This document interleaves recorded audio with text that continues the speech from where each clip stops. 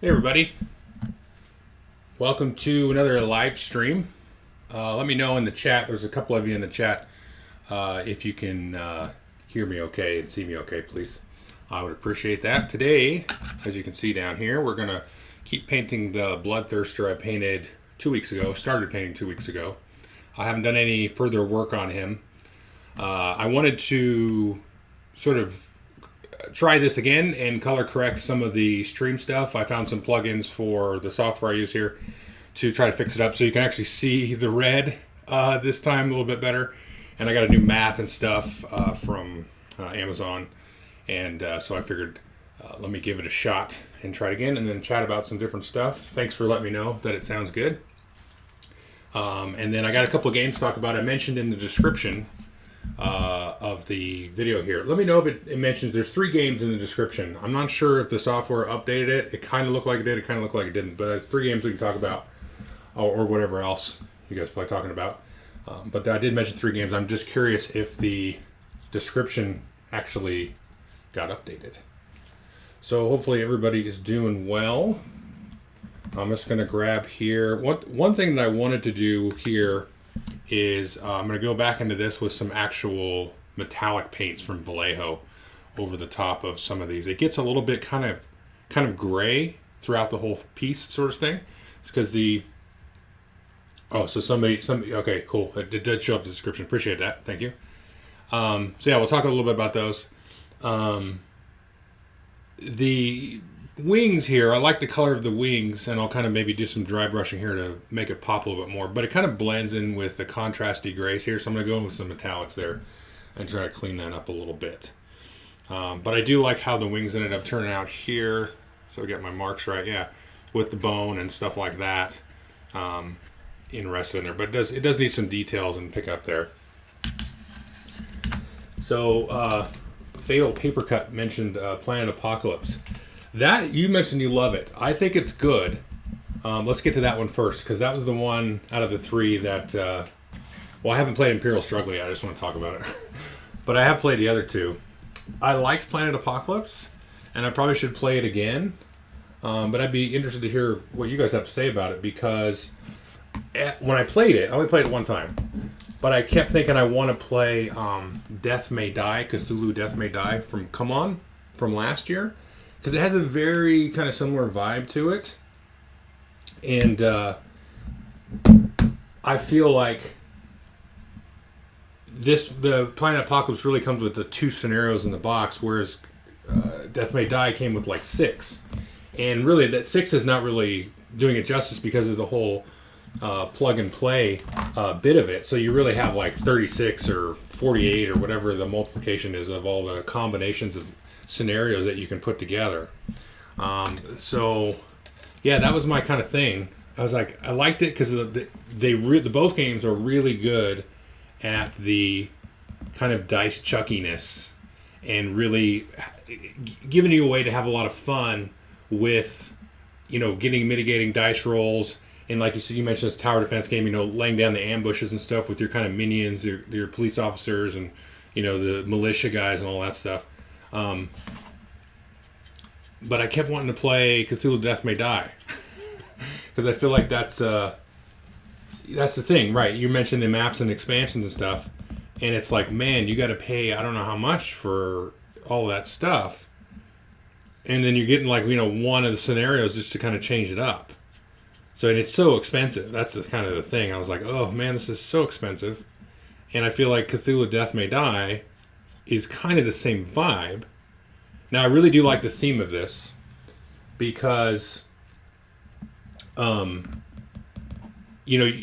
is a thing you've seen 100 million times, but kind of the biblical apocalyptic stuff, it's not something you usually see. Like the Others kind of had that, and there's probably a couple other games I'm forgetting, but it's not one that you see a ton of in board gaming of this kind of more, let's just call it more biblical or Western apocalypse kind of idea there, which I really like. And I really like the vibe of this game and that kind of stuff.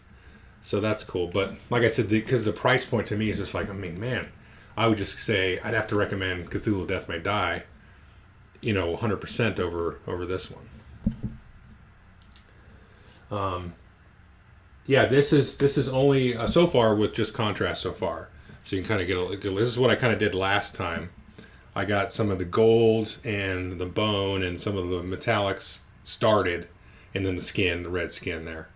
Now you got like this wing is finished, and then I'm going to go in here and do some bone on the like spine of the wing, and then I'm just kind of getting warmed up here by getting the back wing going here. There is sort of a markings on the back. Can you see? You can kind of see. It's tough because it's gray, but there's sort of chaos markings on the back there, which I'll go into. I think I'm just going to hit it with the contrast, and then I can pick it up. Yeah, I can fix that later. I'm covering up some of the markings here, but I can reapply some of the base coat and then hit it with a metallic gold or something. Witchborn's Fatal Paper Cup is mentioning Witchborn. What is that? I feel like I should know what that is. It sounds like a video game, but I know it's not. Witchborn.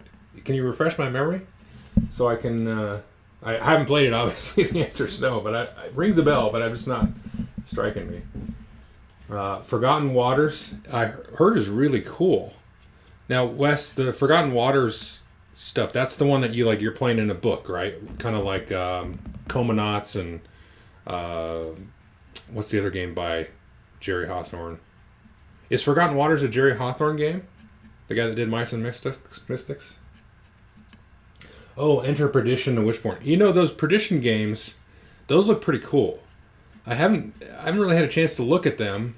I know they're kind of like Kickstarter only print runs, maybe very limited in distribution that you would see in the game store.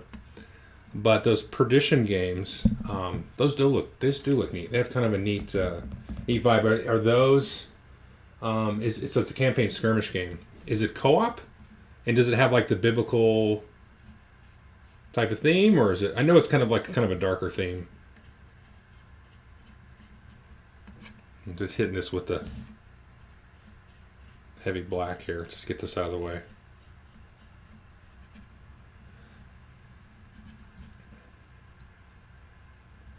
So you say they made a remote utility for Forgotten Waters. Oh, Isaac Vega did it. Okay. But do you play in a book?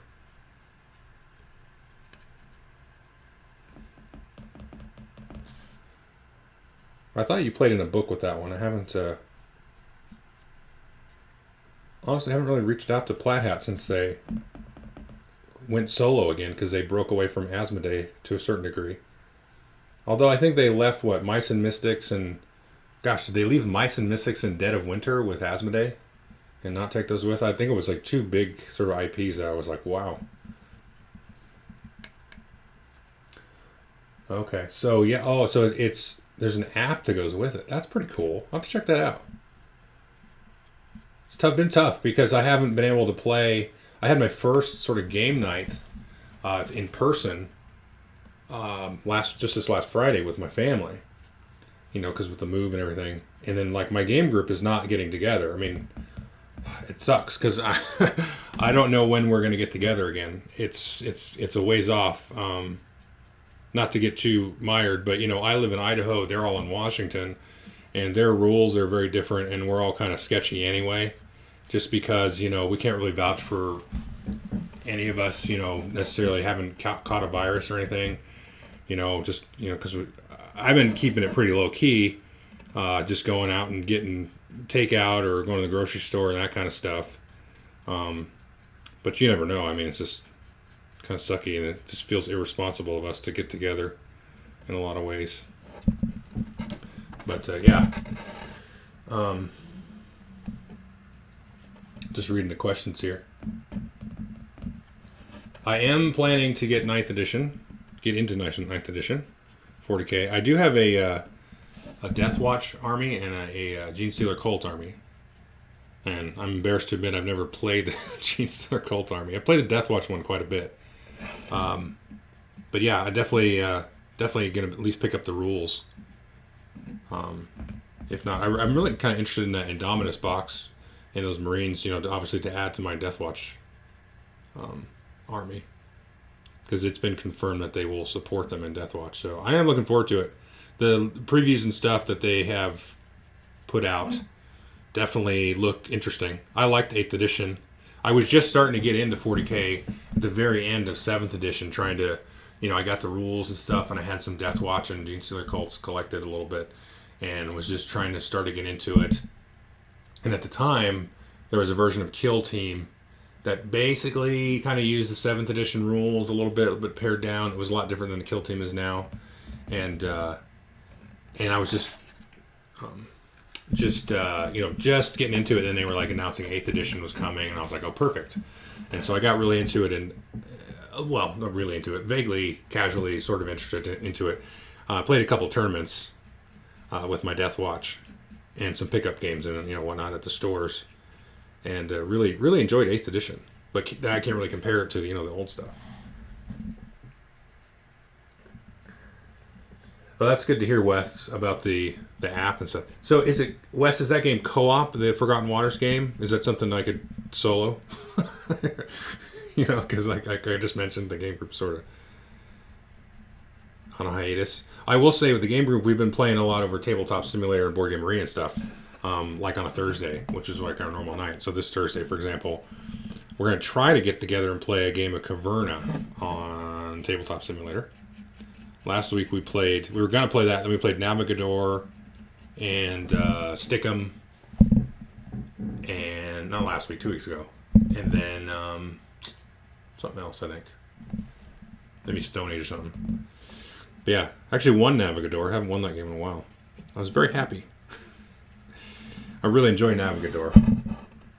Highly recommend that game. Huh. That's interesting. So Wes is talking about how he's also kind of in a shutdown and using this remote app for Forgotten Waters. I'm going to have to look into that. You know what I was thinking about picking up? I was listening to the Spiel podcast, and they were talking about the King's Dilemma. And I think that would be a really fun game to play like remotely over Skype or whatever, Discord. As well, because you don't really need, from what I gather, that much, pieces or anything. You don't really interact that. It's more discussion stuff. So I don't know. That's kind of like a 15 to 18 game commitment. So that's going to be a tough sell for me and for the rest of the group. It'll be tough to do that. All right, so I got to hit those up. Let those wings dry. Those big black wings. And we're going to go back in here.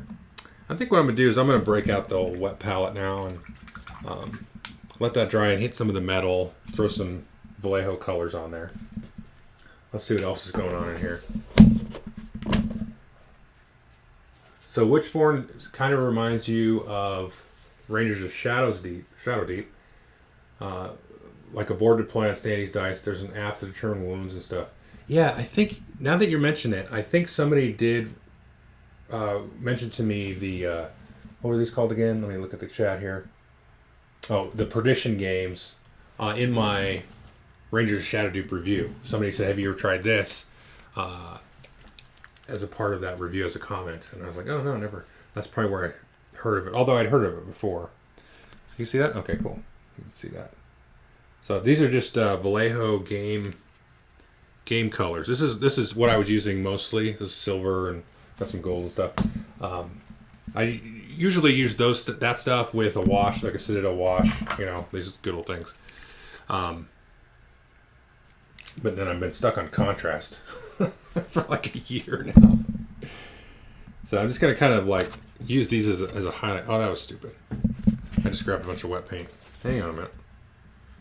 Forgot that was wet.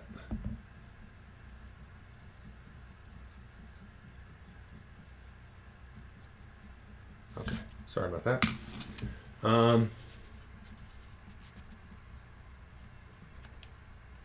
So next question from Ed the Worst is about Troyes. I do not care for Troyes. I do really enjoy Tournai, which is like the card game version of Troyes. And I played that, probably a month or two ago now on Board Game Arena. And I played several games of that, probably 4 or 5 games of that, again, on there. And I really enjoy that game. It's very different. That one takes a good play or two, even though I had played it, a few years ago when it first came out. It took me another play or two to kind of really get into like the pace of it and the timing and what all the cards do and that kind of stuff. But yeah, I never really liked Troyes because it just kind of like kept beating you over the head, and somebody'd buy your dice, and then you had to deal with the catastrophes or whatever that came in. I don't know, just never really stood up for me there. But I do like Tournay.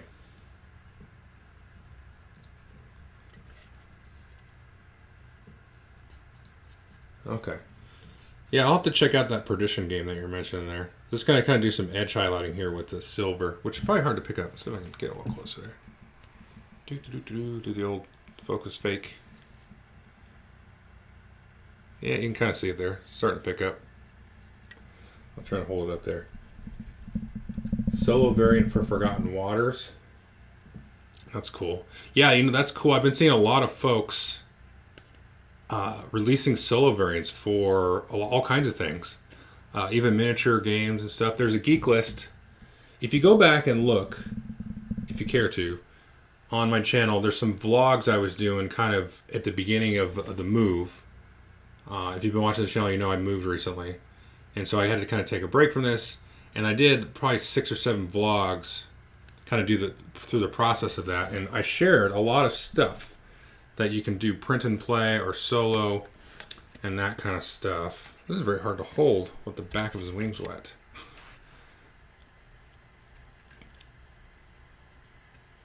It is weird, like trying to hold a miniature and then present it and paint it. Because usually I'm just like, you know, looking at it like this or something, and which is kind of hard to film. It's kind of funny.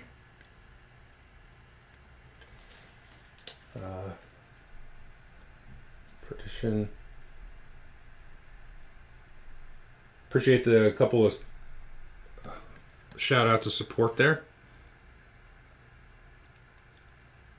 I have been, I've dropped a couple of reviews. I did a review for The Crew, which is a cooperative trick-taking game, which is awesome. And then last week I did a review for Stick'em, which is really cool. It's almost like an intro trick-taking game. Very, very, very simple rules. It's not even a page of rules hardly. And really fun game.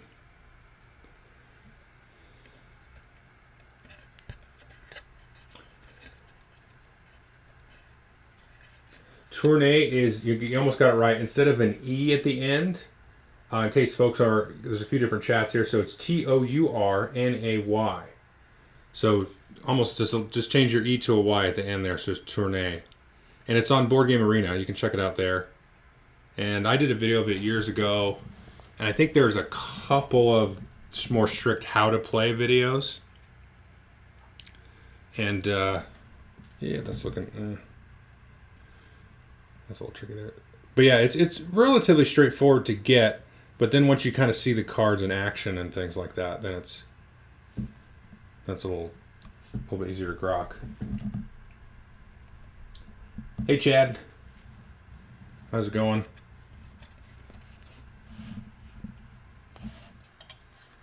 Ooh. Fahad is asking the $1 million question. Who's going to get nerfed into the ground in the new Age of Sigmar General's Handbook, which comes out this weekend? It's going to go for sale this weekend and be out the following weekend. I don't know who's going to get. Well, who's overpowered right now? I'm trying to think of. Gosh, you know, because I've been moving and stuff. I'm not really too up to speed on the tournament stuff. Who was very strong? I mean, Daughters of Cain has been strong for a while. So maybe them. The Ogre Mod Tribes has got a nice buff. I hope they don't nerf them back or anything. I don't think they were really overpowered. Trying to think here. Who's overpowered? I mean, Zinch is no longer overpowered. They were overpowered for the longest time. Seraphon. Boy, I don't think anybody's really overpowered, though. I mean, they might nerf some people. What I hope they don't do is get rid of Legions of Asgore, because I have a little bit of an army for that. And that's a Forge World thing. And saved up my money a couple of years ago and got into that. And there's some speculation that they might cancel them or something. But I don't know. They've been pretty supportive of them recently. So I'm going to try to hit some more. Yeah, let's get this focus a little bit better there. Yeah, there you go. Okay. We'll see, though. Greetings, Andrew and Skinny Jean. What's the Annie Awards there, Chad? I'm not super sure what that is. That's some kind of like the Webbies or something like that. I think I've heard of it, but I don't really know. Or is it a video game award or something? Don't know. You see that? Okay. Oh, RPG Best of Awards. Does that include video games and tabletop?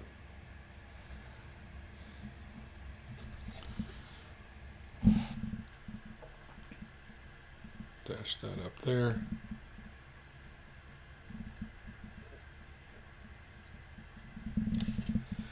Yep. So that looks a little bit. Let's move them up there above the 5. Yeah, he's getting there.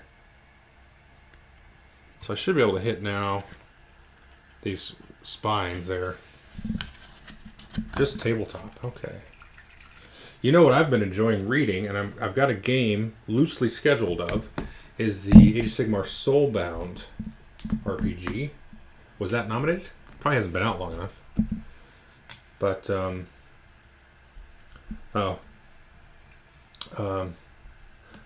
you're going to have to wait another hour and a half, probably.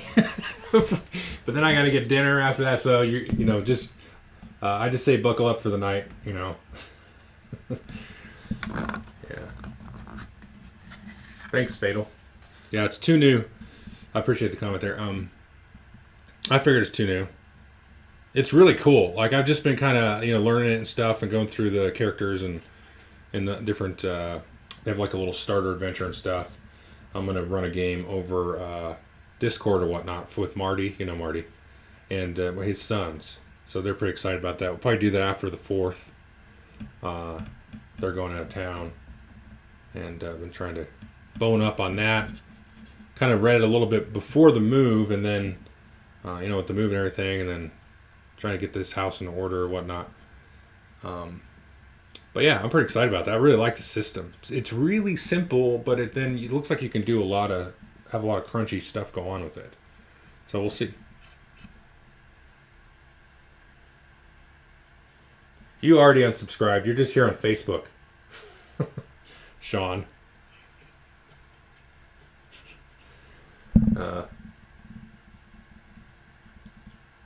Joel, did you play 40K? If yes, which is a better game to you, AOS versus 40K? Well, like I was saying earlier, I only played 8th edition, and Age of Sigmar I played both editions, 1st and 2nd.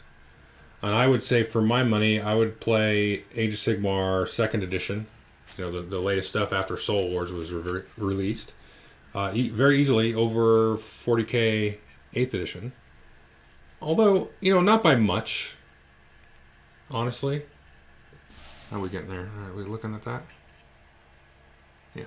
But yeah, honestly, I think it's just a lot more balanced from what I've seen, and the command point and stratagem situation in the 40K is a little bit out of control, that kind of stuff. And like you need a lot of books, and stuff, because they did that Vigilus campaign, and then they did the recent one, which I haven't even looked at, the Psychic Awakening stuff. AOS doesn't really do that, get that crazy with it. Oops, that's a little bit. Just blend that in there. I'm going to go over that again anyway. But yeah, so I would prefer that, and I'm more into AOS stuff. I like some shooting in my mass combat games, I guess, but not too much.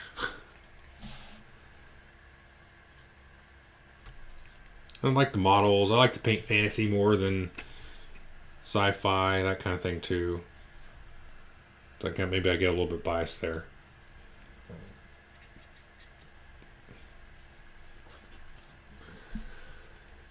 $40K 5th edition. I hear that a lot from some of the people that have been playing for years. I'll just take everybody's word for it. I'm sure there's some truth to it because I do hear that quite a bit. So I would like to. I should probably do that. Like go pick up some old 5th edition books or something, read through them, and maybe try to get a game of it in or something like that. I don't know that anybody at the shop where I have played would be interested in that. I never know. Could probably find a 5th edition books cheap. I don't know. Maybe not. Maybe they're a collector's item. Take a look at 1,000 Year Vampire. That must be an RPG. I like the sound of that. I don't do a lot of RPGs there, Chad. I think I've played... I can tell you... If I count through the number of sessions I've had... Let's see, in college... Well, no. Okay, let's go back. Before college, I probably had like 2 sessions of 2nd edition or Red Box D&D, whatever that was. And then in college, I had probably half a dozen sessions of some homebrew D&D, whatever the guy was doing. I just jumped in the dorm when I was in college.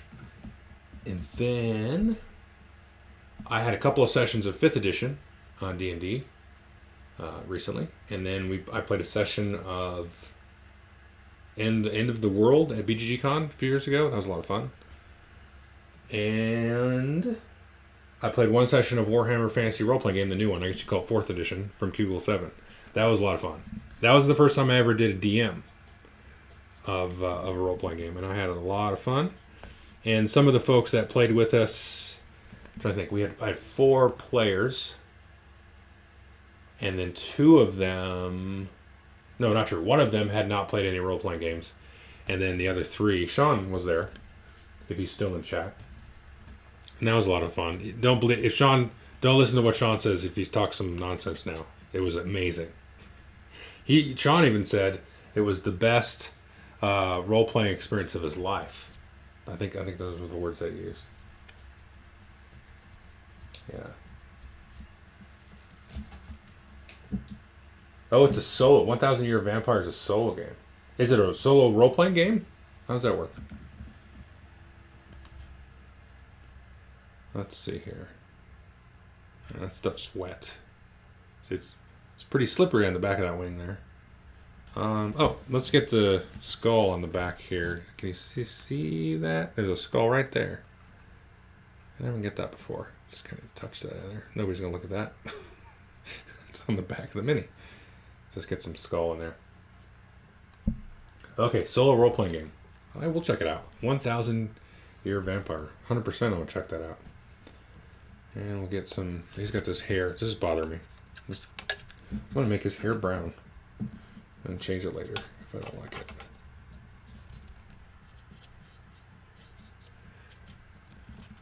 You know, I tried Infinity there. You guys are talking about Infinity. And the rules seem really cool. They do not seem as complicated as they might be. So I would not let that shy you off. But the friggin' miniatures are terrible. They're awful. They're metal first, so strike 1. But they are the most spindly, small jointed, delicate, hard to glue miniatures.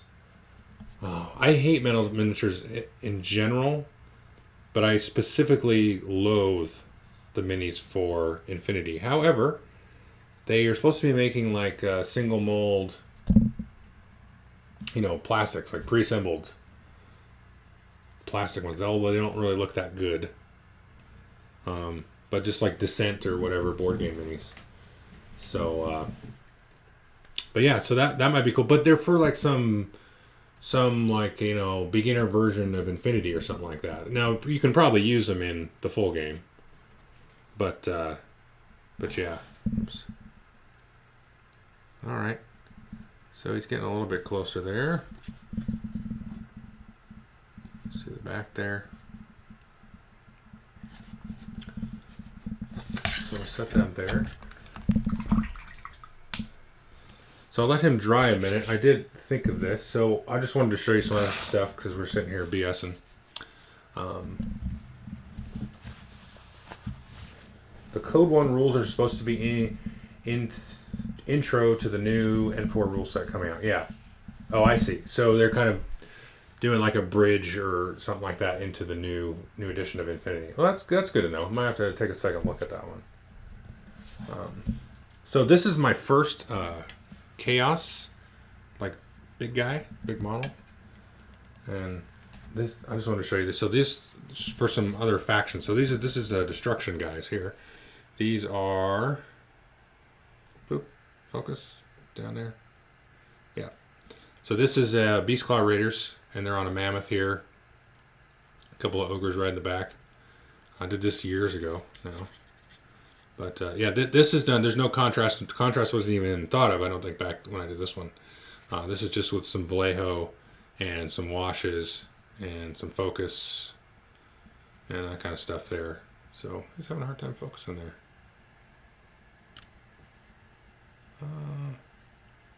There we go. There you go. Now you're focused. Anyway, yeah, so this is the mammoth and with the ogres. This is what is this, a Thunder Tusk? Yeah, these are Beastclaw Raiders on Thunder Tusk. So there you go. That's a destruction one. Thanks, Fatal. Let's see. And then I'll show you one other destruction one, and I'll look at some questions there. This is a Godrak on a Maw Crusher. I don't usually play him as Godrak. This is like the named character, the build that I made here. It just, I just wanted to have to be. Oh, I'm having brain fart. What the heck is this called? Ogre something? No. Sorry, Iron Jaws. I'm having brain fart. This guy on top. You can also have a model of this guy on foot.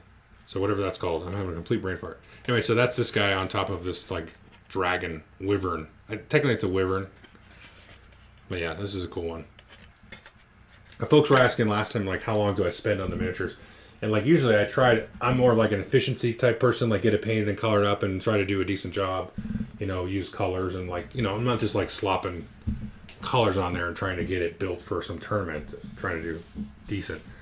But some stuff that I spent time on, so I figured I'd show some of the bigger models. So those are 2 destruction models. If you know AOS, there's 4 factions. So I'm working on Chaos. Now this is a Death guy. This is a Terrorgeist. Oh, somebody was asking before what they might nerf. They might nerf Flesh Eater Courts, which is what this guy belongs to. There's builds of armies that run like 4, I think, of these, or 3, maybe even 2 now. I don't remember what the actual like killer build was. This is not focusing. This is a dumb camera. There you go. All right. I'll turn it back. That's better. So yeah, this is a Ghoul King on top here. Flesh on a Terrorgeist. And so folks run a couple of these. Mega Boss. That's what I'm thinking of. Mega Boss on Maw Crusher. A couple of these in a build. Now I have another build that it doesn't use I only have the one of these. But I have another build that uses a lot of the other selections. So another Death one. This is a recent one. This one I actually did use contrast on, believe it or not. I just wanted to show this to show you that it's not always just, real textured models and things like that. But this is Lady Olinder, who is from the Nighthaunt faction, and she's a ghost, and she shakes a lot because she's connected by this little tiny point there, so it just vibrates the crap out of her. Anyway, so it's like a ghost lady, a very interesting backstory there, and then you can see the back here. So that's all contrast paint there. So it's not like, not the normal kind of contrasty looking model there, just very thinned out with the contrast medium there to kind of smooth things out. And then last one, I need an Order faction. And there's 4 factions: Order, Chaos, Death, and Destruction. And this is the ultimate good guy, sort of. This is a Stormcast here. This guy's wielding the Warhammer, the Galmaraz. So that's like I guess it's like the Warhammer that Sigmar wields or something. Then he's the one guy that is able to wield it himself. This I had a lot of fun with. You can kind of see Yeah, like this sort of cosmic, whatever energy that he's spitting out from and coming up from, and these ridiculous wings. I've seen a lot of cool conversions of this that just make this model look like even better, I think. Because his wings are a little bit like, I don't know. I hate it because it's all prickly and I feel like these are going to snap. I've seen some really cool conversions of that. So, anyway, that's that guy. All right. See, Conquest Last Arguments of Kings. I've never heard of that. Just looking at some of the questions here. Yeah, it's now called Warhammer Age of Sigmar now. It used to be Warhammer Fantasy Battles. They are going to bring that universe back from Warhammer Fantasy Battles in probably 2 or 3 years, actually. They're going to call it Warhammer Old World. And so they are going to bring that stuff back. And I think there'll probably be a little bit of cross-compatibility of models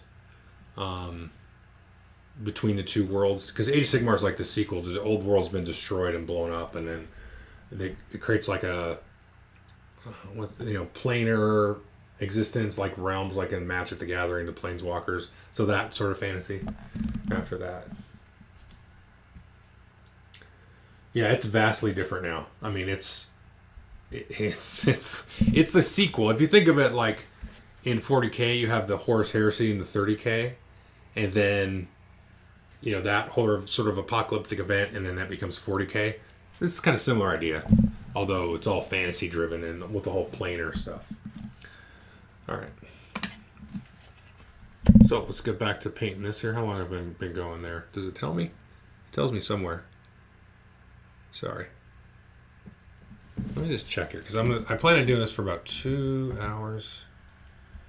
Okay, I've done about 40 minutes. So about another hour or so. Now this guy can be used in 40K as well in a demon army, so don't let that fool you. And none of the other stuff I showed you is like that though. So this guy down here, I've seen these shoes or feet done in different ways. A lot of folks just kind of paint them black, so I'm going to start with that. Just to kind of fill in the color here, because I don't think it's that important.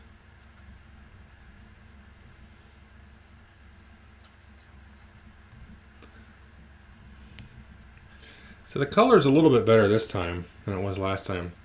A little sharper, I think. I think there's probably still some adjustments I can do. Although it's tricky. Maybe I'm just not zoomed in far enough here. So if I did it up here.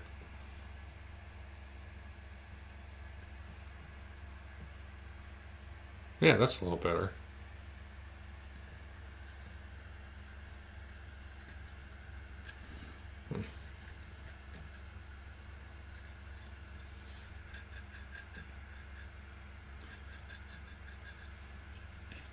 Yeah, I might have to zoom it in or something better.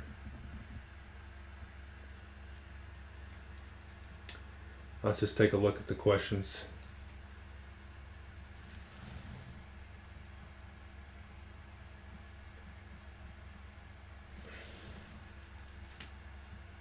Yeah, that's the thing that Fatal that you guys are talking about in the chat, that what I like about AOS is it's not rank and file. I played, what was the Fantasy Flight one, the rank and file game? Didn't really like that one. I tried the Game of Thrones one, didn't really like that one. So I think I'm not really a rank and file person, although I'm interested in Old World when it comes out, just because I kind of hope that I'll have an army for it, like, right away. So those games that I tried weren't really like full scale. They were just like the intro box, worth of stuff. And really didn't, I don't know, I just don't like it. Like, I don't like it feels like you're driving like boats and stuff. Like you're sailing, like you got to move, and then the terrain is not really that important, or is real kind of clunky and cumbersome. Whereas if you have the style of game like in 40K or OS, you're kind of getting really down in the details of where the troops are hiding and whatnot, and using cover and that kind of stuff. And the terrain's more important, and spreading out like weird, funky formations, not just like in blocks and stuff like that. So yeah. He's looking all right there.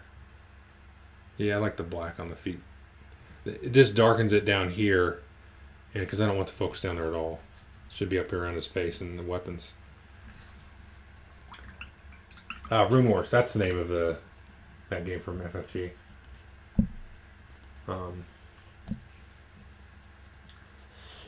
Yeah, Kill Team starter. Kill Team's great. Like, if you had to pin me down and say, do you like 40K? I really should say, well, yeah. If you're talking Kill Team, then that's the way that I want to play my 40K. Those sort of tight knit bands of troops and stuff. Just a quicker game. It takes like an hour maybe to play it.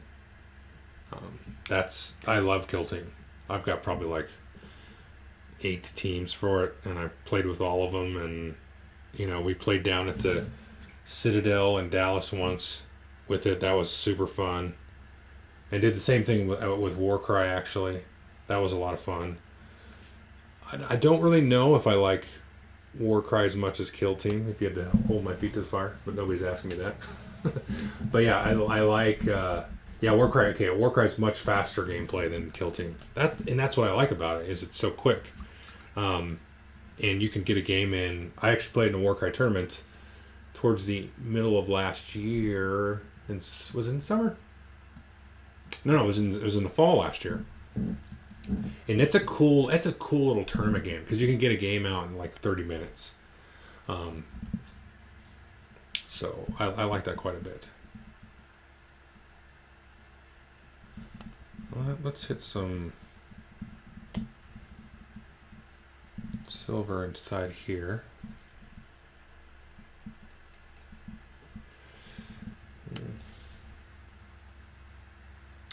Just reading the chat a bit.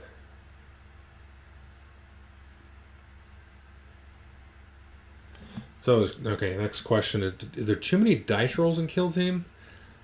I understand that as a criticism in general of 40K AOS Kill Team, Necromunda, those kind of games.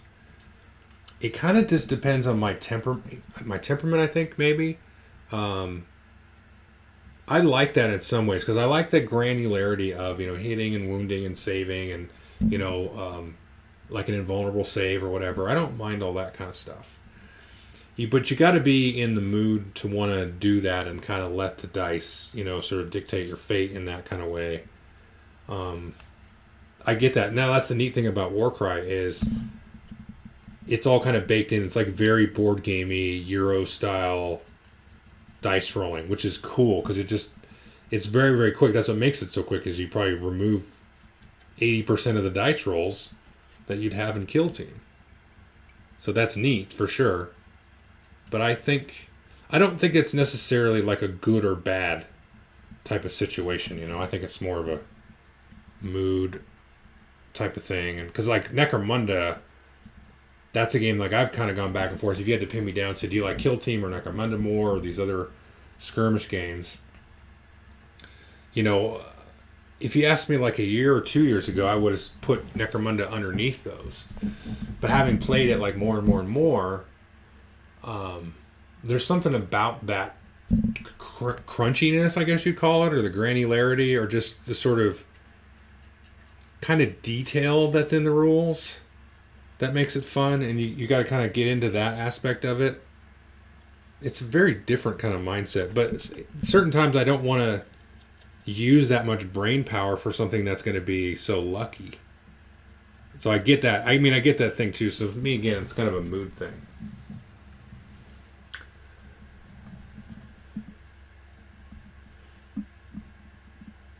Yeah. Roll to hit, roll to actually hit, roll to wound, roll to completely wreck the day. Yeah. But I enjoy that. It just you gotta be in the mood. That's all there is to that. So, okie dokie. So I'm gonna go back here. Oh,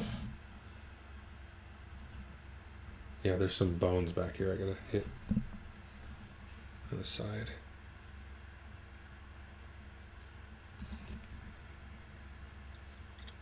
These are gonna be hard to show you. Yeah, Blackstone Fortress is great. That's a fun. That's talking about a good solo game. I really enjoy that as a solo game.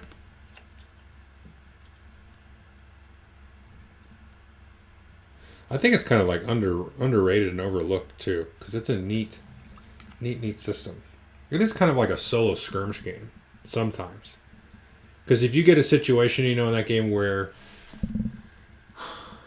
like, it can be kind of like easy going through certain things, but then maybe you go through one of the sort of narrative events in the deck of cards, and that might zap a couple of your characters with some cheap wounds or grievous wounds or something, and then you're like, oh, okay.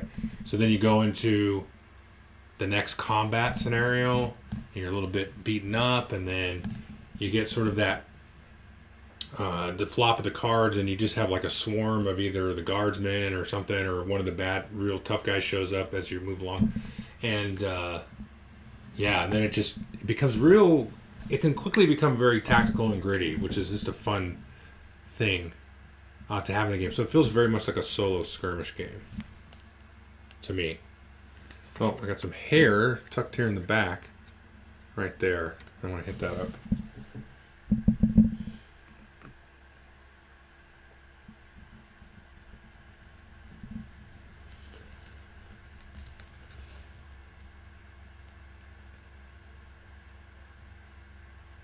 Oh yeah, I hear what you're saying there, Fatal. Because like, when I first was aware of Warhammer, this was probably back in 99, 2000, 2001 type of thing. No, that's not true. Because I'll tell you a story here. So I got into the Versus card game, and that came out in 2004. And my one friend and I, we would go down to the shop, and I'd played Magic, but I wasn't really into Magic. Like, Magic's cool, but we went in the shop, and they had just come out with the Versus thing, and I was like, I like superheroes and whatnot. And so we played that, and I got really into it, and he didn't so much. I actually won some tournaments and stuff, and went to the Pro Tour Championship thing in Anaheim, and all that fun stuff, and got slaughtered. But he was really into Magic, and he got one of the Warhammer Fantasy starter boxes and built like a table for playing the game on a cheap, horrifying pool table, like it was falling apart. But he had like a little shed. Picture, we're in Idaho, so he's got a little shed at the back of his house, and we carried over this pool table. There was like 10 of us. It was heavy, but it was a pile of junk. And then he started to basically construct a table, terrain, and stuff. And this is back in like 2003, 4 type of era. And I don't know what edition Warhammer Fantasy was back then. But I don't know what edition 40K was in back then. But I remember going to the shop, like you're saying, and seeing the models and stuff, and seeing the shop owner, who I still know to this day. And they're in there playing. I'm like, what are you guys doing? This looks crazy. Because they had like a table and the terrain and all their Marines and everything. Sorry for shaking the model. And I was just super intrigued. And my friend was going to get into the Warhammer stuff. And he kind of petered out of it and stuff because it was a lot of work. Like, there was like 60, 70 models in the box, and, building terrain. And it wasn't like back then there was no YouTube. There was no like that many instructions, and then like, or tutorials and all that kind of stuff. And the painting systems weren't there, and the models were, I think they were metal. I don't remember.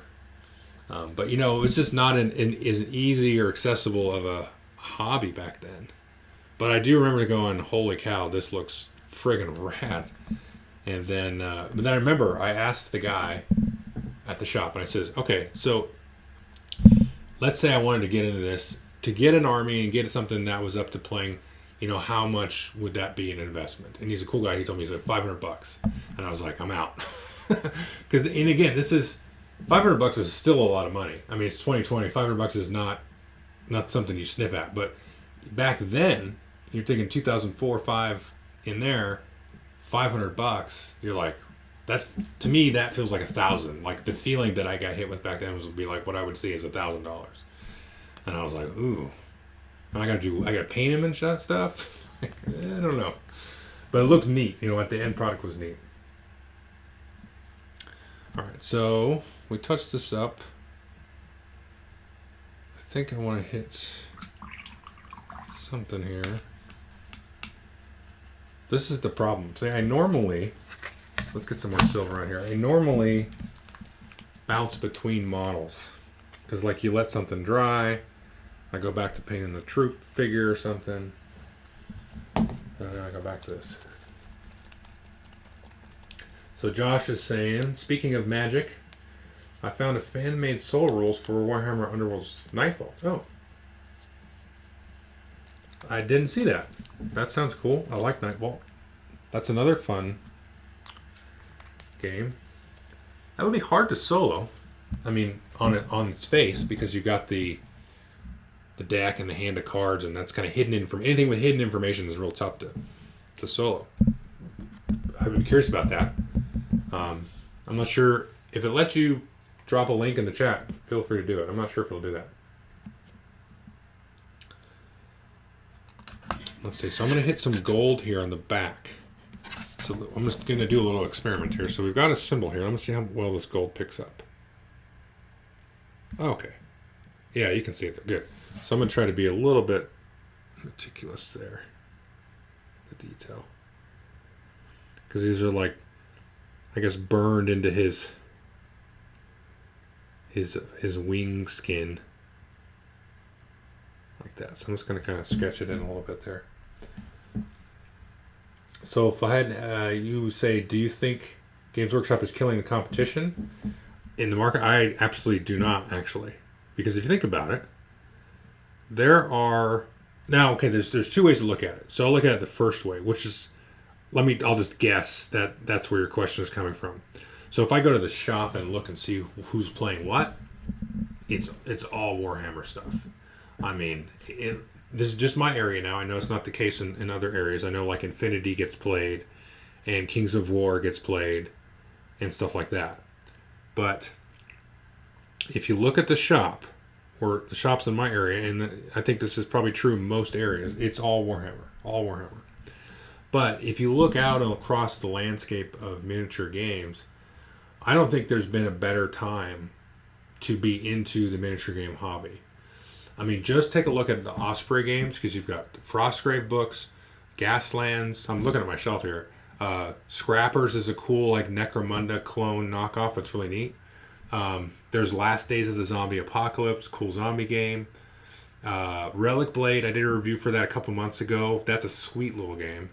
And there's two versions of Frostgrave. There's the Frozen Wasteland one, and then there's the Frostgrave Ghost Archipelago, which is like a, I don't know, deserted island Frostgraver with pirates and stuff.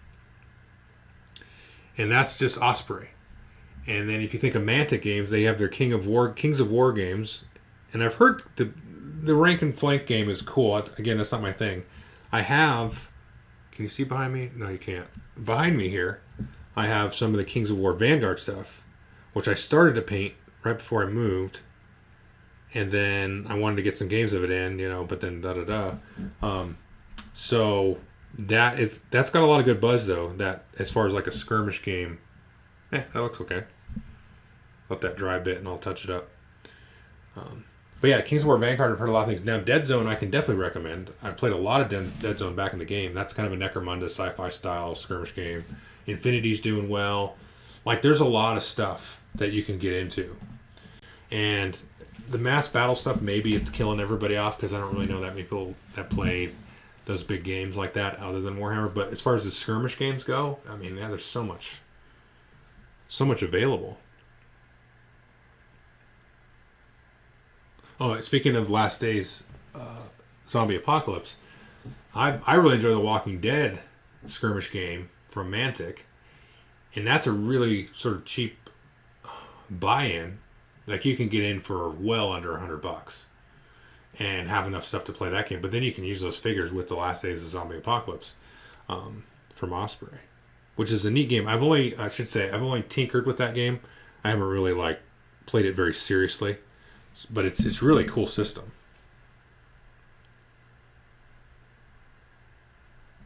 Hang on a minute. Okay. I messed that up. That's okay. I'll fix that. Let's see here.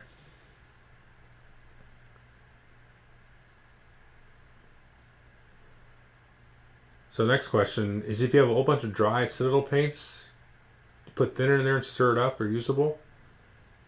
I don't know. That's a good question. The one thing that I've heard about that is you can put in like a little ball bearing from a hardware store or something like that, and then put it in there and it'll help break up the paint. So if you put that, and I've heard that you should even put that in new paint bottles. Just as soon as you get them, just put it in there, just so that's in there. So when you shake it up, it like knocks the paint around.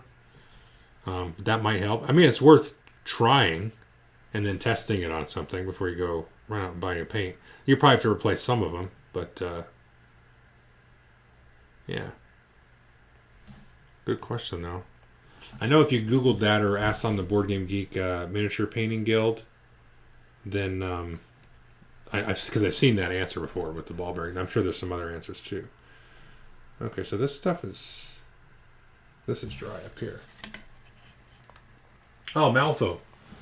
That's a good game. I like that game. I played that at Origins 2 or 3 years ago. I guess it'd be 3 years ago this year, although there was no Origins.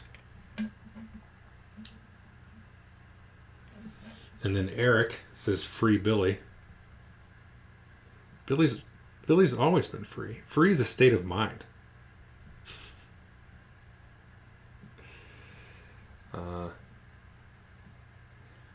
So Giant Robot Adam says, I just got back into painting, dug out my paints, and the 24-year-old GW paints still seem fine. Some of the newer GW paints you just got 3 years ago have gone a bit weird. That's interesting. I believe it. Isn't that the way how things go? All the old stuff is just durable and whatnot.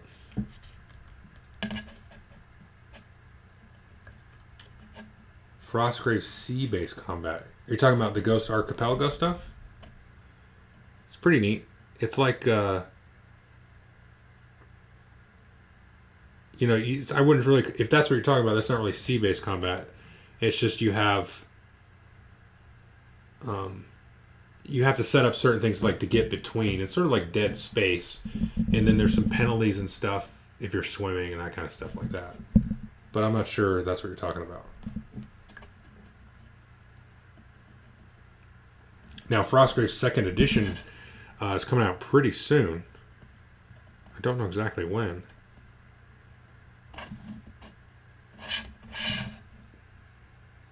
Yeah, I don't know. That gold looks alright back there.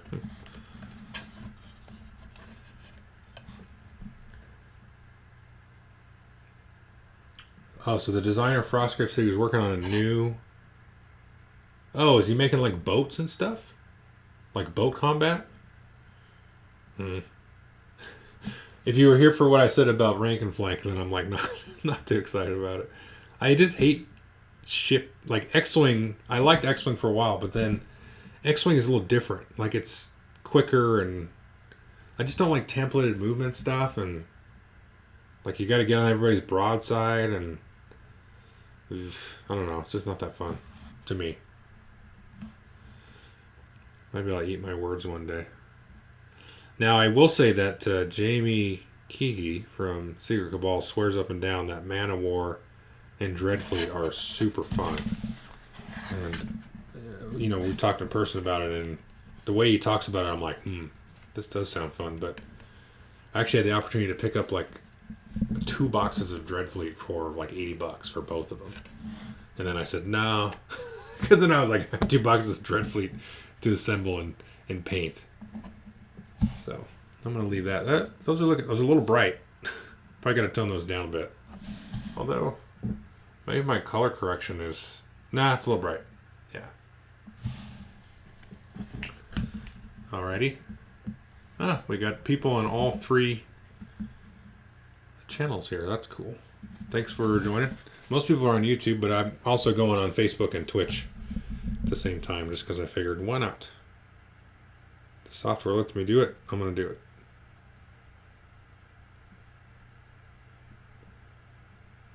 Get some gold in here now on top of that silver. Now the neat thing about this is, this gold and silver is you can paint over the top of the metallics with the contrast and do some neat stuff. It's almost like color shifty types of things. I wish I had an example because I probably won't get to that today. Do I have an example of that? Easy, handy? Nope. I have to crack open a Necromunda box. There's these robots in there. Looks really cool. So you paint them you just base coat them with like silver spray and just go over them with a color. And it looks like this metallic, shiny, corroded, colored metal. And like this piece of cake. Put it on there, and then it just looks like you spent all this time blending and stuff. Dreadfleet is good for C maps if you can get it cheap. The rules are too random. Yeah. Well, have you played Man of War, Chad? I think that's what Jamie prefers. Jamie's actually, I think he talked about it on this podcast. Actually, he's doing resin 3D printing for Man of War. He's printing some of those ships.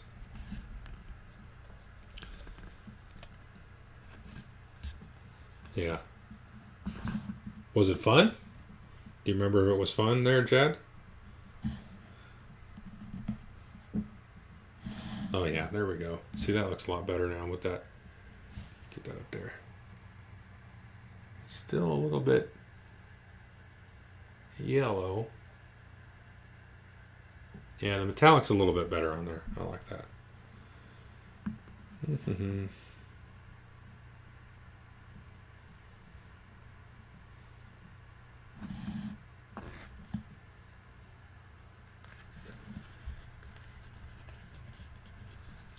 Dark Elf fleet killed everything, huh?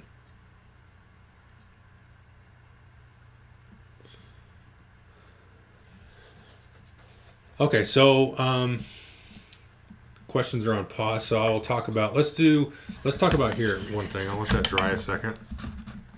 And then I want to talk about this game. Imperial Struggle. I just got it, so I don't have anything to say about it. I just wanted to mention it. I'm excited to play it. It's the sequel / prequel to Twilight Struggle, if you've ever played that. It looks really neat. It looks very complicated and very different than Twilight Struggle. So I was a little bit shocked to crack the rules open and take a look. But not too much complicated. Like, it's probably 5 or 6 extra pages of actual rules. So I was like, oh no, I thought I was just going to be able to pick this right up. But I think you can play it solo, easier than Twilight Struggle, so I might give that a whirl, because like I said, it's going to be hard to play. Although there is a Vassal module on Vassal, which is a game you can play online games with, that looks pretty decent, so I might try to maybe rope somebody into playing that with me. We'll see, though. But then the other game, which I'll talk about in a minute, is this Ride the Rails, which I played once. And, whoops, sorry for that. I just hit the mic. Probably fried somebody's ears. Really neat game. There's some more questions here. Fahid asks, Joel, if you are faced to ditch all your miniature war games but one, what would it be? Age Sigmar? That's got to be the one. That's tricky, though, because, like, I can do what I want with the minis. So if you said to me, do I have to ditch the rules? Like, do I have to only play those rules or just the models? And I'll throw that back at you. Favorite sci-fi skirmish game, asked by Pablo. Probably Kill Team, but Necromunda is right there with it. Kill Team is just easier to get into. Easier to set up a quick game. You don't have to play a campaign of it, whereas Necromunda, I think you kind of do have to play a campaign. But I've been sort of like teetering back to Necromunda because I played it again kind of towards the end of last year, and I'm trying to remember, this whole COVID thing is my time. It was either early this year or end of last year. And I really kind of fell in love with it, Necromunda. So, yeah, I don't know. Either Kill Team or Necromunda, though. Although I really like Dead Zone. I still have my Dead Zone stuff. And I would throw Imperial Assault in there, too, even though I would definitely choose Kill Team or Necromunda over it. The Imperial Assault competitive... There we go. That's not the right blue, sorry. The Imperial Assault competitive skirmish mode is really cool and really fun.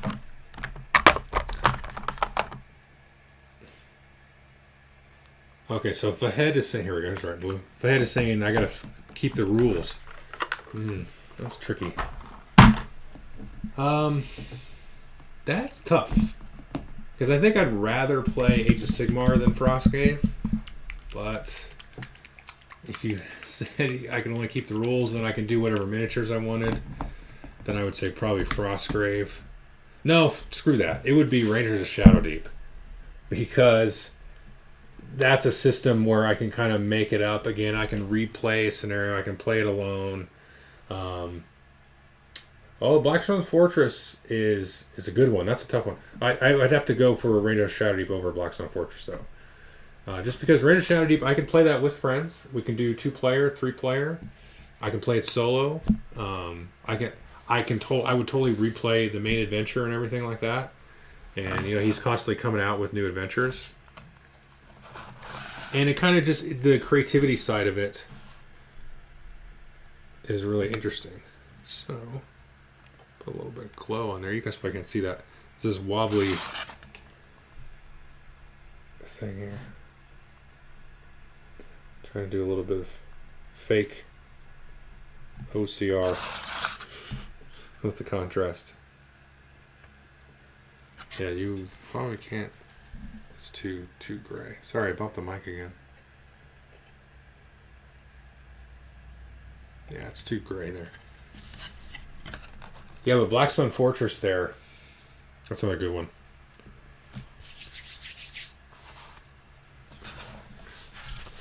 Okay. He's starting to look alright there. He's getting some color to him. Should paint that black. Well, I'm sitting here. Where's my black? Where did I put that? Sorry, guys. Jump over here real quick.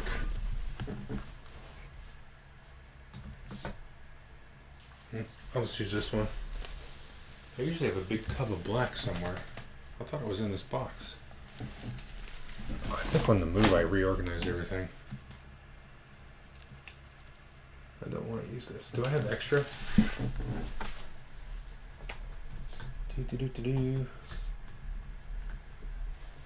Here. Hang on just a second.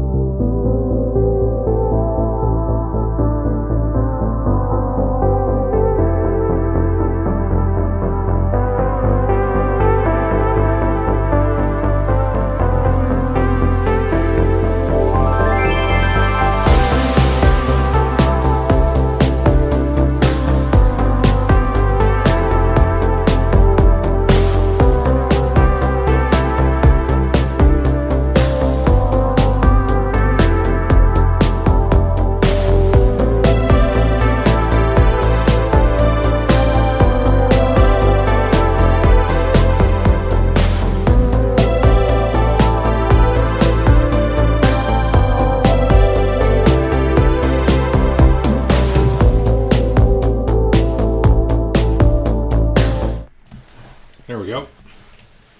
Let me know if I'm back and audible, if you don't mind. I have this tub of black here that I use for the basing. So you can hear the music.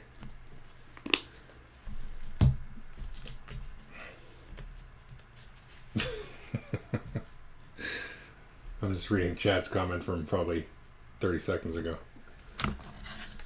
So I like to get some black on the base here. Here we go.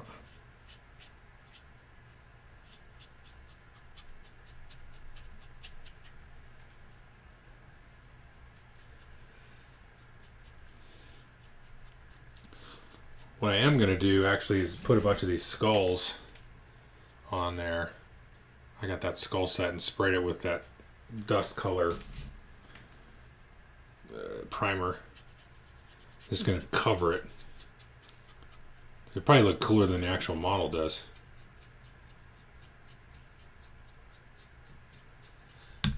Can you guys hear me talking again? Am I back?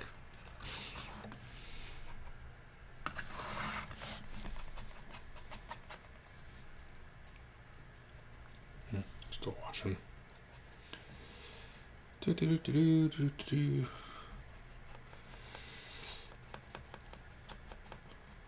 the other game I was going to talk about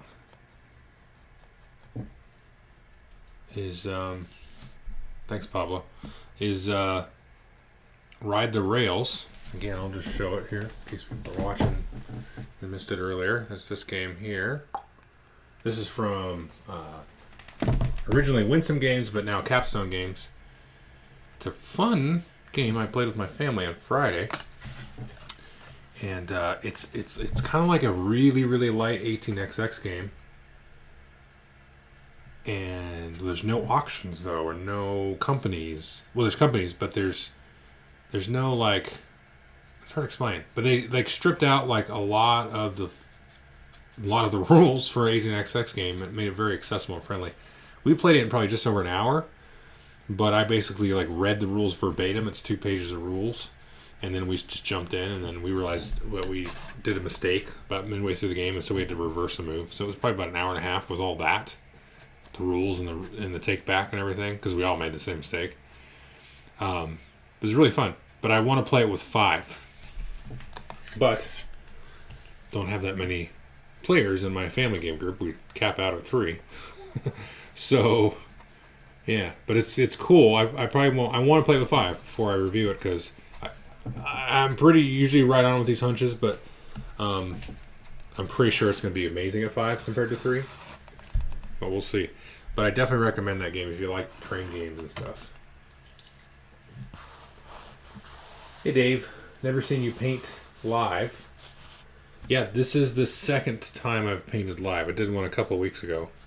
I do have some other painting videos for the Horrified board game and the Wildlands board game, and I did one on the contrast paints last year.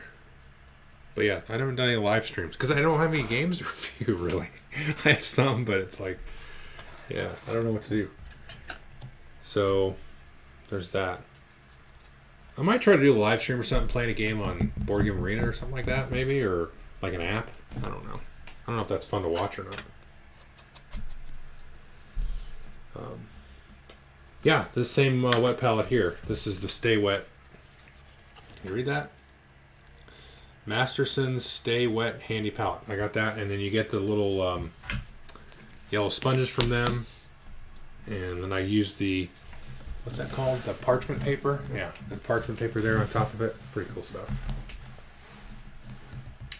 Yeah, this is not a Greater Demon of Corn. This is a Bloodthirster.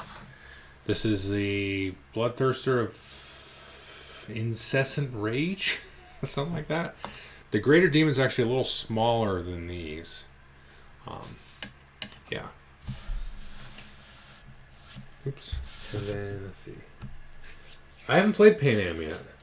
That looks cool. I think that one might be a good family game. I've heard good buzz about that one. And we do like playing Airlines Europe, which I think is in the same ballpark. So I would like to try that one. Yeah, the name one is Scarbrand. He's like, you can't actually build this guy as Scarbrand. You've got to get his own model, and he just builds the one guy, and he's like standing there with 2 feet on the ground. All of these guys seem to be jumping off the ground or having flames coming out of their feet there or something. Yep, Viper Dave, I'm in the new place. Been here for just over a month now. Thanks for asking. And Mark is saying, any thoughts on the 2 new boards and dice releases coming up in Alma Mater? I'm not sure about the first part, boards and dice. I'm not sure what releases those are. Alma Mater looks cool. I did like Lorenzo Magnifico and Coimbra. Those are cool games. And so Alma Mater is from that same sort of crew, I think. So those look pretty cool. I would like to try that. I don't know about the boards and dice, though. Dave says, what I do is buy baking paper and I tuck an inch of the paper under side of the sponge and it hugs really tight. Oh, that's cool. I never thought about that. Yeah, Chad, I'll have to try Pan Am. Alrighty. Alright, so that's just blackened the base a little bit there. Let me touch that up. Let that dry. For some reason, when you have the white or the gray base, it kind of throws the eye off for me.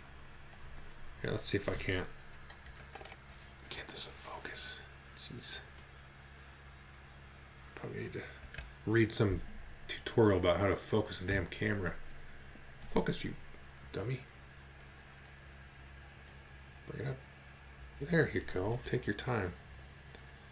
Yeah, it's too close. I need to get into his face. Highlight his face, bring us some more detail in there. It's a big red blob. Let's do that. For that, I'm going to need something a little bit more than contrast.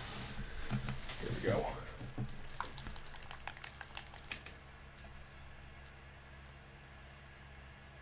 The spiky whip is very flimsy.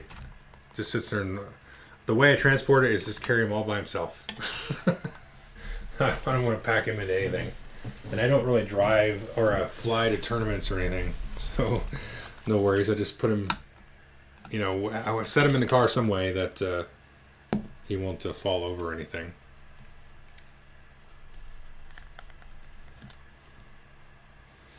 Yeah, a lot of the big models you'll see, I'm probably going to do like a shelf video or something. That's the other thing I kind of thought about, is just showing the shelves. A lot of my big models are up on the shelf just by themselves and not packed away in boxes or anything. Whereas the little ones, you know, I just put in a sandwich bag and extra padding and stuff. I know that people probably throw up if they hear that, but they don't usually break them. I've got hundreds and hundreds of miniatures, and I think I've broken, like, I can count on one hand the number of arms, and I just glue them back on. No big deal.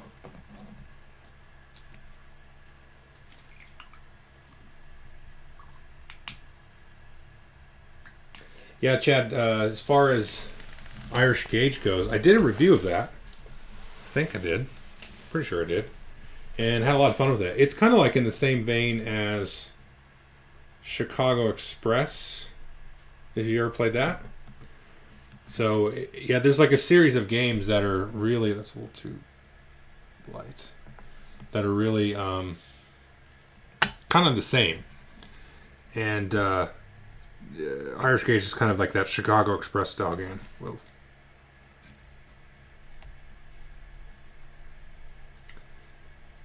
Oh, Tawantin Suyu, and I can't pronounce the other one. Yeah, you know, I always wanted to play Tawantin Suyu. I saw they redid the kind of the look of that, and did I play? I think I played the second edition of Tawantin Suyu. That was a neat game. Yeah, I'm sure I played that actually. Because there was a second one that had like the sticks. Yeah, I did play that one. The sticks one. And then the other one was like, I think you drew. No, I'm thinking a different game there. I know what you're talking about. It's like a South American thing with like. Is it South American or is it Mexican? In the Mayans. I don't remember honestly. Because this is years ago. But yeah, I would like to play the new edition of Tawantin Suyu. Pablo's asking if I do a battle report. That's a good idea. I should do a battle report. Because I could just solo a battle report. I've done that before. Oh, that's just a little pink. Let's blend that in a bit. Yeah, see that? A little bit. You know, that's a good idea. I'm going to think about that. I wonder if I should do a live battle report or just do a battle report and edit it. I don't know. What do you think? That might be a little bit... I'd think about that too. If that sounds interesting, then maybe. But I might be open to do a live one. I don't think I've ever seen that, actually. Probably, there's probably a reason for that. It's probably a little tricky to do. But if I could get the cameras set up here... Because I can probably get a third camera. Like have one camera like this one here with this guy like a little bit higher up. over the whole thing. Like 2 cameras or something. Yeah, see, that's where I start wanting to get out of control a little bit, maybe. Yeah, let's get this here. I'll blend this later.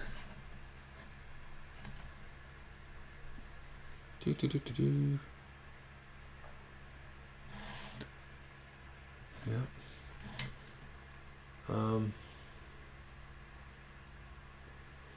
Dave says I have some Felder boxes and backpacks that take foam trays. Oh, backpacks that take foam trays. Some trays you can form holes to allow. Yeah, no. Yeah. I've seen that, I thought about getting the foam and all that stuff, but usually if I'm taking stuff to a tournament, it's not that many models, and the stuff doesn't really... I've never had anything, I should say, break apart on the way to tournament. It's just like if it's been in a box for months and months, and I get it out, and just from packing and repacking stuff, I've smushed in the wrong way, and then it'll snap something. But I keep them not floating, but they're all separately bagged and stuff. So if something breaks, that piece stays with it. Should have been more clear there. And then, then I can just fix it. It's fine.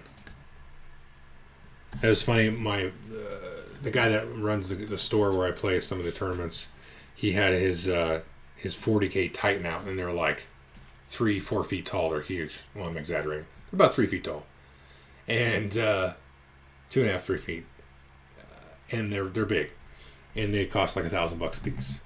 And he had his out, and he was moving it somewhere, and somebody says, "What would you do?" This isn't what he said. He said, "Would you kill yourself if you dropped and broke it?" And he's like, "No, I just glue it." It's yeah, that's just glue it back together. Yeah, see that? Yeah, a little bit. I think that's a different, older game. Mark says that. Oh, when I was probably talking about Twantin Suyu. Yeah, magnets. Yeah, that's true. Magnets on the bases and just have them on a metal tray. That 100% that's a great idea. And that, not only that, is it safe to transport them, but it's easy to set up. You just plop them on there. I've seen folks do that at tournaments. That I should probably think about, because then you can just store a tray, throw it in this corner of the room. Doesn't take up a lot of room, and then putting magnets on the bottom of a base is a piece of cake. You just glue them on there and you're done. That I should, I might think about that if I do tournaments again for maybe 9th edition or General's Handbook 2020. What am I saying? There ain't gonna be no tournaments. Damn it. Not for a year. So maybe in a year.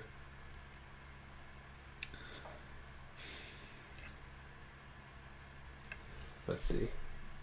Hey, James. Thanks for joining. Oh, thanks, Pablo. Yeah, I like doing those battle reports. They're a little bit cumbersome, to be honest, to make with the editing and the different cameras.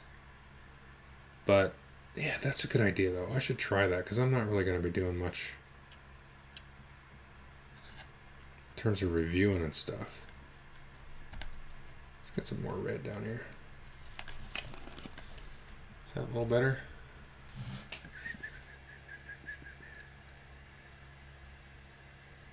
Yeah, it's a little wet. So it probably looks wet to you guys. Yeah, I don't know. 9th edition rules seem good. It's hard to say.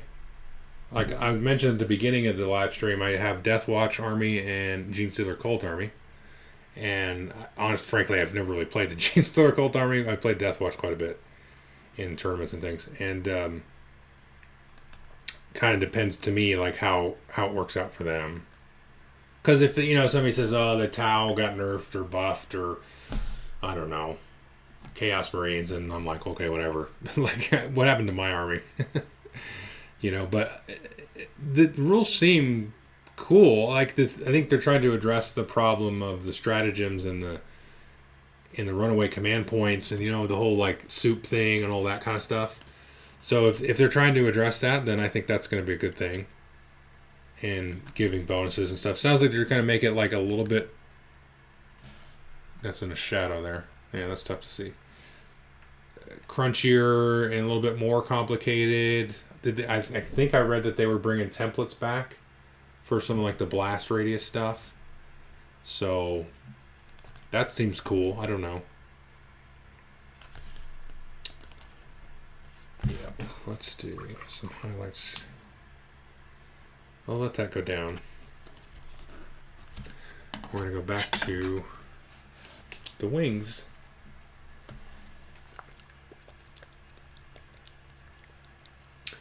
James, I have a couple of miniatures that have the little magnets to hot swap weapons specifically for my Tyranid kill team. I have the Warriors, Tyranid Warriors. You know, you can have like the different blades and or a gun on there. Those are really easy to do because there's like a little magnet slot. It's like perfectly like made for the little earth magnets or whatever. It's like perk size. So I think just that one, and there was another one. I haven't really done it much more than that. And that's the thing, because with that one too, it's like I have the 3 warriors and some of the gene stealers, you know, the littler versions of the warriors, and it's like for that you just need 3 guys, and then you can swap them in and out and have like so many different varieties of that one kill team. You know what I mean? So it makes sense to do it with that team especially.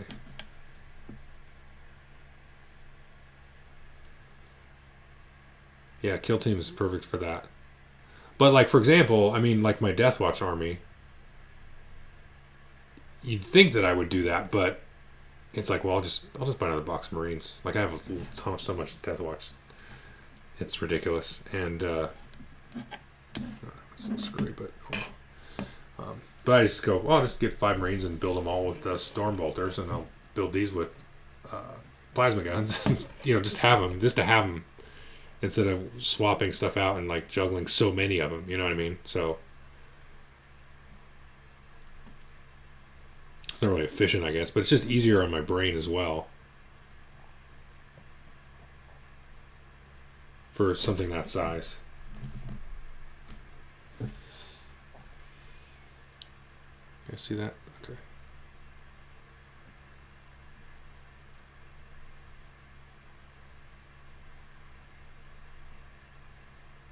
Kind of sketch out this symbol.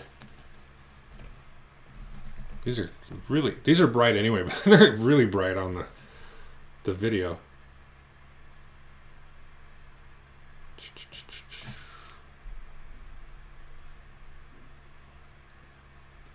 Chad, what faction and kill team do you got there? I did a video on it. I pretty much teach you all the rules.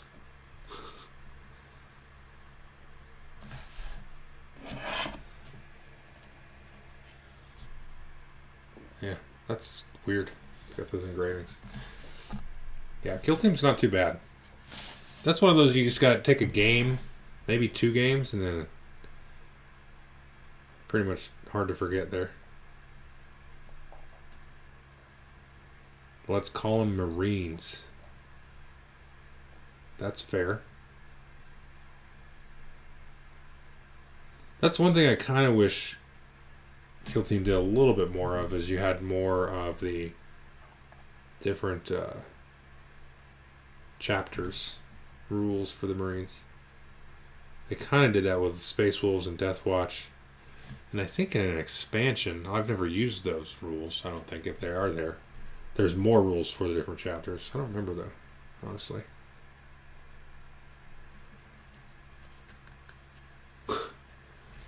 Yeah.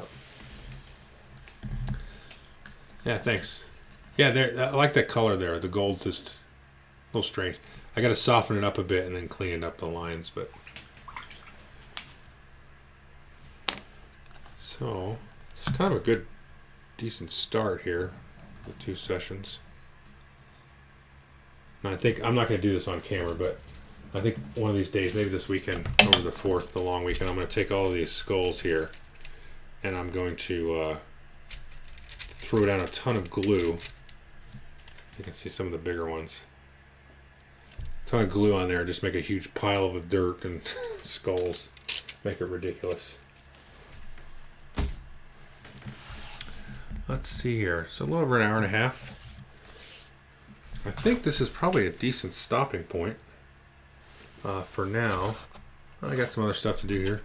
If you got any other questions, I'm just going to wrap up and do this guy's arm real quick. But thanks everybody for joining. I appreciate it. And yeah, James says he'd never played Warhammer, but he does enjoy listening to the lore and stuff. That's what, that's a neat thing about that game, is they have such like depth of lore. I mean, there's a whole series of books and thousands and thousands and thousands and thousands of pages of stuff to just chew into over a game, which is very weird to me. I mean, it's cool. Like, I mean, it's not. I'm not trying to be negative. I'm just it just kind of blows my mind in a way. Like, so much just dedicated to this miniature thing where you're just playing like a somewhat strategic, arguably, game for fun. And there's so much lore. It's just I don't know. For some reason, I just never really appreciated it as when I was younger, I guess, for what it is. It's just, I don't know. It's just cool.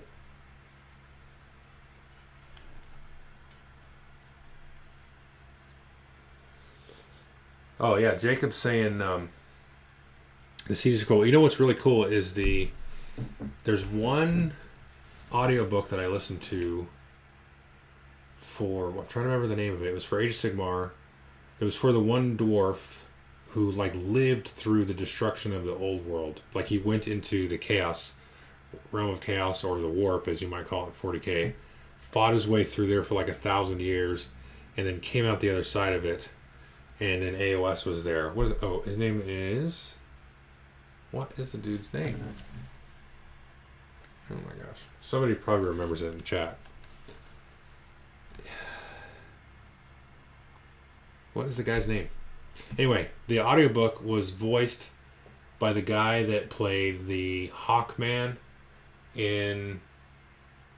Gotrek. Yeah, so the book or the audio drama starts after Gotrek comes out of the chaos, the realm of chaos, into, one of the earthly realms of the Age of Sigmar. And then he hooks up with a elf and stuff and his adventures from there. And it's audio drama. And the guy that voices him is Brian Blessed, he was Hawkman in Flash Gordon. He's been in a bunch of movies and stuff. And so he is just ridiculous, over the top, audio. If you ever seen Flash Gordon, he's got that big booming voice and everything. It's hilarious. It's really cool. And the story's pretty cool. I guess, it's not Lord of the Rings or anything, but it's neat. It's fun. Yeah, I recommend that one. I can't remember the name. It's called, it's not Realm Slayer, something Slayer. And if you look up the audio drama with Brian Blessed, should bring it right up. And it's the first sort of Gotrek story in Age of Sigmar. There's been a little novella, which I read, which was neat, about him. And then I think there's even been a second audio drama or a second book or something like that. So, but it's cool. It's the first one. Really, really fun.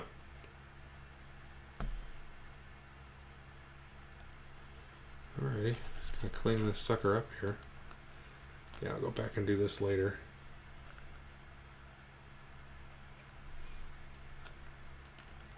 Get some wash on these symbols and then touch the lines back up.